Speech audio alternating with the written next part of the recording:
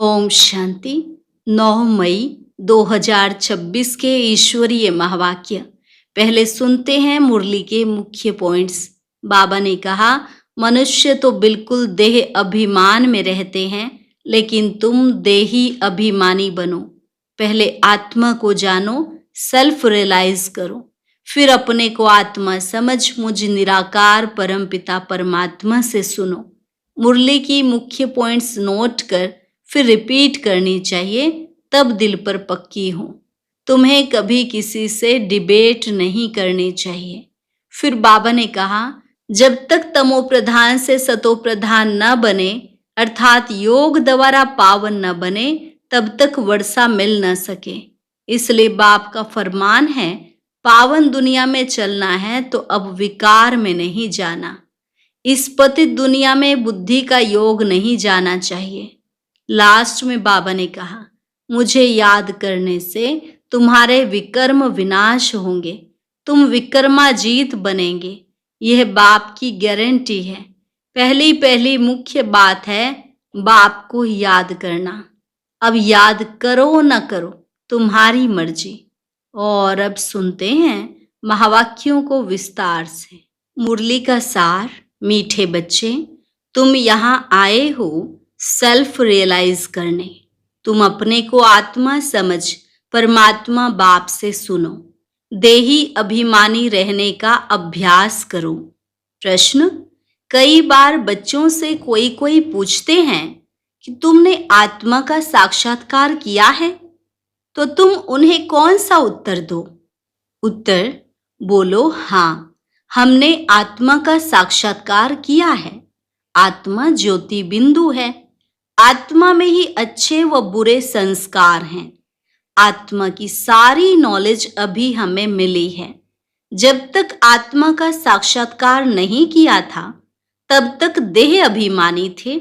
अभी हमें परमात्मा द्वारा गॉड रियलाइजेशन और सेल्फ रियलाइजेशन हुआ है। गीत, न वह हमसे जुदा होंगे, न उल्फत दिल से निकलेगी। ओम शांति। मीठे मीठे रूहानी बच्चों ने यह गीत सुना। रूहानी बच्चे कहते हैं शरीर द्वारा। ऐसे कोई कभी नहीं कहेंगे कि हम मर मिटेंगे साधु संतों के ऊपर। बच्चे जानते हैं हमको उनके साथ जाना है, यह शरीर छोड़ देना है। इसलिए कहते हैं यह शरीर छोड़ करके हम चले जाएंगे बाप के साथ। बाप आए ही हैं साथ ले जाने। यह बहुत समझ की बात है। बच्चे बुलाते हैं, हम पतितों को आकर पावन बनाओ। फिर क्या करूं? यहां तो नहीं छोड़ जाएंगे। यह सारी दुनिया पतित है। इस पतित दुनिया से पावन दुनिया में ले जाने के लिए बाप आए हैं। हम आत्माओं को साथ ले जाएंगे। यह सारी दुनिया विशेष है। यह भी तुम जानते हो पतित है। तुम किसको विकारी पतित कहेंगे तो भी बिगड़ पड़ेंगे। मनुष्यों को समझाना बड़ा युक्ति से है। महिमा करनी है एक बाप की। अभी तुम बच्चों को नॉलेज मिली है, बड़ी समझ से बात करनी है। कहाँ देखते हो प्रश्न उत्तर करते हैं तो बोलो हम अभी कच्चे हैं, बड़ी बहन आकर रिस्पोंड देगी। तुम कहते हो शिव बाबा समझाते हैं। भगवान उवाच, मनुष्य सब पतित हैं। पतित तो भगवान हो नहीं सकता। पतित पावन को बुलाते हैं क्योंकि पतित हैं। देहधारियों को भगवान नहीं कह सकते। भगवान निराकार शिव को कहा जाता है। शिव के मंदिर भी बहुत हैं। पहले जब एक बात को समझ लेवें तब ठहर सकेंगे। पहले बताओ कि शिव भगवान उवाच। शिव बाबा कहते हैं कि मामे कम याद करो। उनको अपना शरीर है नहीं। ब्रह्मा विष्णु शंकर को भी अपना सूक्ष्म शरीर है। देखने में आता है, यह तो देखने में नहीं आता है। उनको कहा ही जाता है परम पिता परमात्मा। तुम भी कहेंगे हम आत्मा एक शरीर छोड़ दूसरा लेता हूं। तुमने अपनी आत्मा का साक्षात्कार किया है। भक्ति मार्ग में साक्षात्कार के लिए 9 भक्ति करते हैं। फिर भक्ति करने वालों ने कब साक्षात्कार नहीं किया है, वह क्या चीज है यह बिल्कुल नहीं जानते हैं। सिर्फ कहते हैं वह निराकार है। बातचीत तो आत्मा करती है, संस्कार भी आत्मा में रहते हैं। आत्मा निकल जाती है तो न आत्मा न शरीर बात कर सकते हैं। आत्मा बिगड़ शरीर कुछ कर ना सके। पहले तो आत्मा को पहचानना है और बाप द्वारा ही बाप को पहचान सकेंगे। आत्मा को परमपिता परमात्मा का साक्षात्कार कैसे हो सकता है, जबकि अपने को ही नहीं जान देख सकती। भल कहते हैं चमकता है अजब सितारा, परंतु यह किसको पता नहीं है कि आत्मा में 84 जन्मों का पार्ट नोंधा हुआ है। मनुष्य बिल्कुल देह अभिमानी रहते हैं। अब बाप कहते हैं देही अभिमानी बनो, अपने को आत्मा समझ मेरे द्वारा सुनो। सुनने वाली आत्मा है, आत्मा को सुनाने वाला परमात्मा चाहिए। मनुष्य को समझाने वाला मनुष्य ही होगा। यह आत्मा का ज्ञान किसको है नहीं। इसलिए कहा जाता है पहले आत्मा को जानो, सेल्फ रियलाइज करो। आत्मा खुद ही कहती है, आत्मा को हम रियलाइज कैसे करें, यह थोड़े ही किसको पता है। हमारी आत्मा में कैसे सारा पार्ट नोंधा हुआ है, साधु सन्यासी आदि कोई बता न सके। बाप को ही आकर बच्चों को सेल्फ रियलाइज कराना पड़ता है। बाप कहते हैं अपने को आत्मा समझ मुझ निराकार परमपिता परमात्मा से सुनो। आत्मा और परमात्मा जब मिलें तब यह बातें हों। दुनिया को यह पता ही नहीं है कि परमपिता परमात्मा कब आएंगे, कैसे आकर समझाएंगे। न जानने के कारण मतभेद में आ जाते हैं। उन सब का मदार है शास्त्रों पर। बाप कहते हैं उनसे न तुम मुझे रियलाइज कर सकेंगे, न अपने को रियलाइज कर सकेंगे। वह तो कह देते आत्मा सो परमात्मा। ऐसे कहने से क्या होता। हमको पतित से पावन कौन बनाएंगे, त्रिकालदर्शी कौन बनाएंगे। कोई भी आत्मा और परमात्मा का ज्ञान तो दे नहीं सकते। इसलिए तुम कहते हो जो आत्माएं अपने बाप को नहीं जानती हैं वह नास्तिक हैं। वो फिर कह देते कि जो भक्ति नहीं करते वह नास्तिक हैं। अब तुम बच्चे भक्ति तो करते नहीं हो। तुम्हारे पास चित्र बहुत अच्छे हैं, चित्रों पर ही समझाया जाता है। कोई ने वर्ल्ड के नक्शे देखे ही नहीं होंगे तो उनको क्या पता लंदन कहाँ है, अमेरिका कहाँ है, जब तक टीचर बैठ मैप पर समझाए। इसलिए तुमने यह चित्र बनाए हैं, परंतु डिटेल में कोई समझ नहीं सकते। सूर्यवंशियों ने यह राजधानी कहाँ से ली, फिर चंद्रवंशियों ने कैसे ली, क्या सूर्यवंशी से लड़ाई की। तुम समझते हो सबको वर्षा एक बाप से मिलता है। सूर्यवंशी चंद्रवंशी तो विश्व के मालिक हैं। दूसरा कोई धर्म ही नहीं होता है तो लड़ाई की बात ही नहीं। अभी तुम समझते हो हम विश्व के मालिक बनते हैं। ऐसे नहीं कि सूर्यवंशियों से चंद्रवंशियों ने जीता, वह युद्ध चली, नहीं, अलग अलग घराना होता है। अब तुम्हारी बुद्धि में यह चित्रों की सारी नॉलेज है। स्कूल में भी स्टूडेंट पढ़ते हैं तो बुद्धि में सारी नॉलेज आ जाती है। छोटे बच्चों को किताब में दिखाया जाता है ये हाथी है, यह फलाना है। अब तुम इस ड्रामा को जान गए हो। यह सारा चक्र बुद्धि में है। यह हैं सारी नई बातें और इन बातों को ब्राह्मण कुल ही समझेंगे। दूसरे तो बैठ फालतू डिबेट करेंगे। ऐसे भी नहीं सबको इकट्ठा समझाया जा सकता है, नहीं, अलग अलग समझाना होता है। कायदा भी है, पहले बाप को आत्मा को समझें, फिर क्लास में बैठें तो समझेंगे, नहीं तो समझ ही नहीं सकेंगे, संशय उठाते ही रहेंगे। तुमको समझाना है भगवान एक ही है, वह ऊंच ते ऊंच है। देवताओं को भी भगवान नहीं कह सकते। आत्मा का भी ज्ञान अब तुमको मिला है। कर्म का फल आत्मा ही भोगती है। संस्कार आत्मा में ही रहते हैं।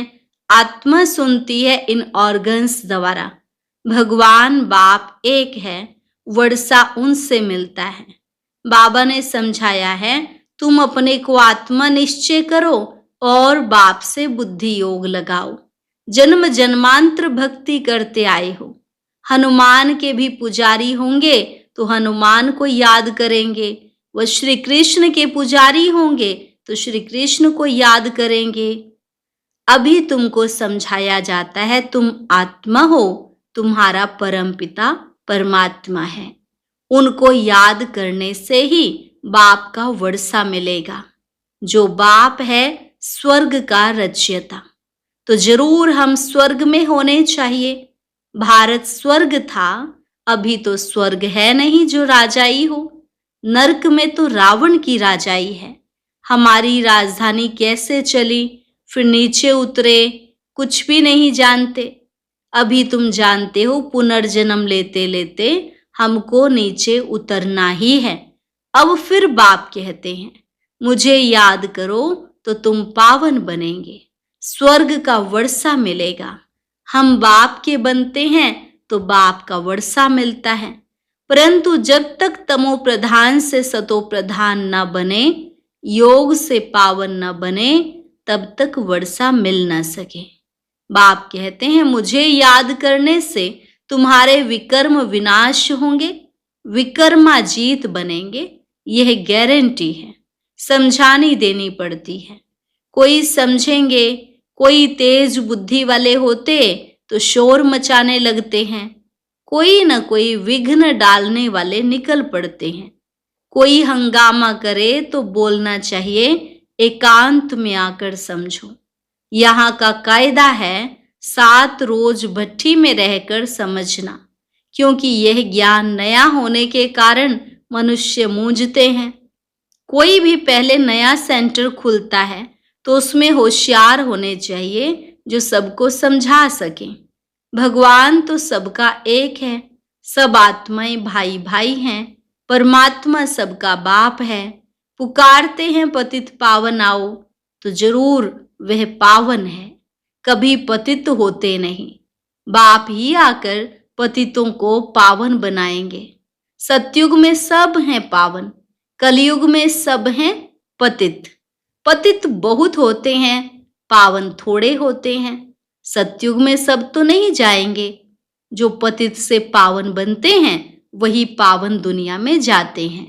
बाकी सब निर्वाण दुनिया में चले जाएंगे, यह भी जानते हैं। सारी दुनिया आकर मत नहीं लेगी। यह मुश्किल है जो तुम सारी दुनिया को मत दो। अभी सबकी कयामत का समय है, विनाश सबका होना है। समझाने की बड़ी युक्ति चाहिए। जो शांति से बैठ सुने, डिस्टरबेंस ना करें। पहले पहले तो बाप का परिचय देना है। शिव बाबा ही पतित पावन ठहरा, वही समझाते हैं। गीता में भी अक्षर मशहूर है, पतित पावन बाप ही कहते हैं कि मुझे याद करो तो तुम्हारे विकर्म विनाश होंगे। गीता से ही ये अक्षर ताल्लुक रखते हैं। शिव बाबा ने कहा है, मुझे याद करो, मैं सर्वशक्तिमान पतित पावन हूँ। गीता ज्ञान दाता, ज्ञान का सागर हूँ। गीता के अक्षर तो है ना, सिर्फ वह कहते हैं श्री कृष्ण भगवानुवाच। तुम कहते हो शिव भगवानुवाच। भगवान निराकार है, वह कभी पुनर्जन्म में नहीं आते हैं, अलौकिक दिव्य जन्म लेते हैं। खुद ही समझाते हैं, मैं साधारण बूढ़े तन में आता हूँ, जिसको ही भागीरथ कहते हैं। ब्रह्मा द्वारा ही रचना रचते हैं, तो मनुष्य का नाम ब्रह्मा रखा जाता है। व्यक्त ब्रह्मा से फिर पावन अव्यक्त फरिश्ता बन जाते हैं। बाप आते ही हैं पतितों को पावन बनाने, तो जरूर फिर पतित दुनिया पतित शरीर में आएंगे।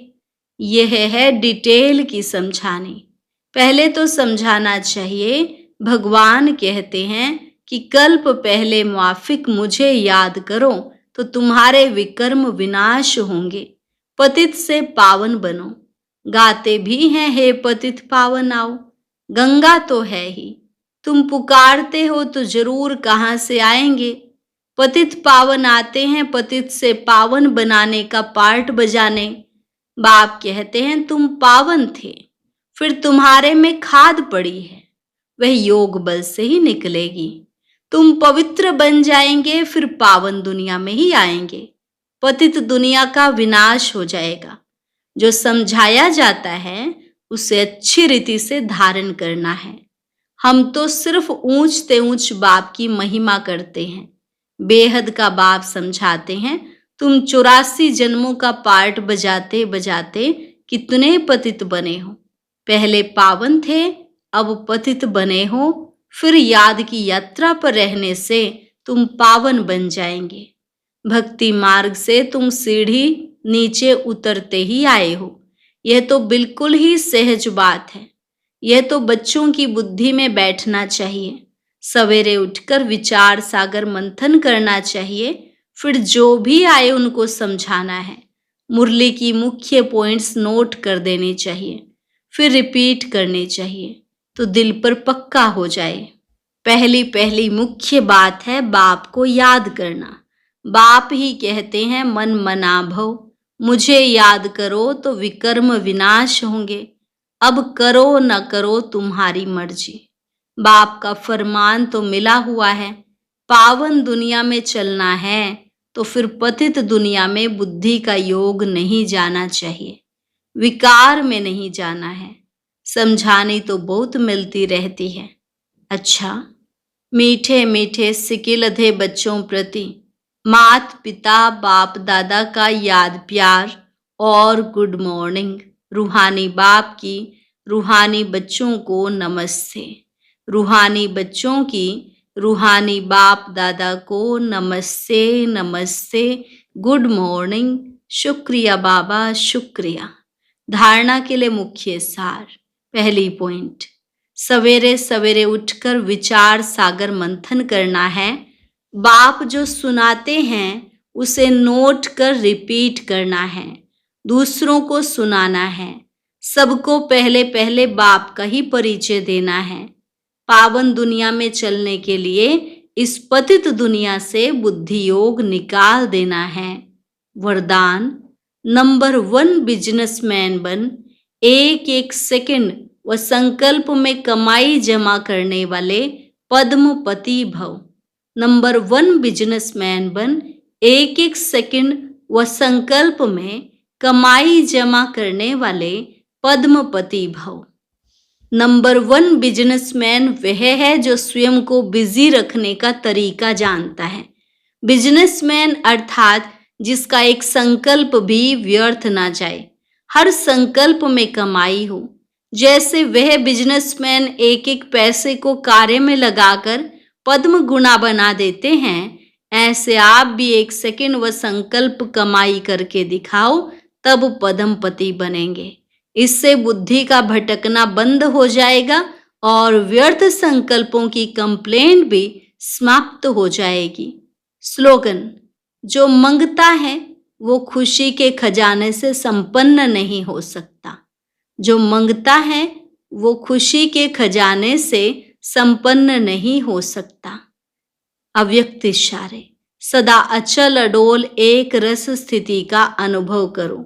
सदा मास्टर सर्वशक्तिवान की सीट पर सेट रहने वाले ही अचल अडोल रहते हैं।